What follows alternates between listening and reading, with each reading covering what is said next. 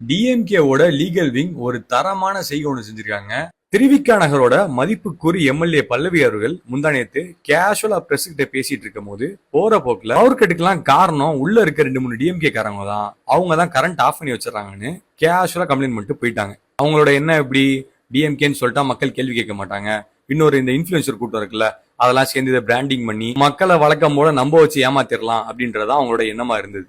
ஆனா டிஎம்கேவோட legal wing என்ன பண்ணிருக்காங்க தெரியுமா? இதுக்கு அகேன்ஸ்டா ஒரு டிஃபமேஷன் கேஸ போட்டு விட்டாங்க. அதாவது இன்னும் 3 நாள்ல உண்மையிலேயே அப்படி யாரு அந்த கரண்ட் கட்டுக்கு காரணம், அதாவது டிஎம்கேல இருந்தா அதை ப்ரூவ் பண்ணுங்க, அப்படி இல்ல அப்படின்னா நான் தப்பான இன்ஃபர்மேஷன் தான் கொடுத்தேன் அப்படின்னு பப்ளிக் முன்னாடி ஒத்துக்கிட்டு அன்கண்டிஷனல் அப்பாலஜி கேளுங்கன்னு சொல்லியிருக்காங்க. ரெண்டும் நடக்காத பட்சத்தில் உங்க மேல டிஃபமேஷன் கேஸ் பாயும், உங்க எம்எல்ஏ பதவி கூட ஆபத்து இருக்கு அப்படின்றத மென்ஷன் பண்ணிருக்காங்க. இதே மாதிரி ஊருக்குள்ள பொய் சொல்லிட்டு மக்களை ஏமாத்திட்டு இன்ஃபுளுசர்ஸ் எல்லாத்துக்குமே இந்த கேஸ் பாயணும்.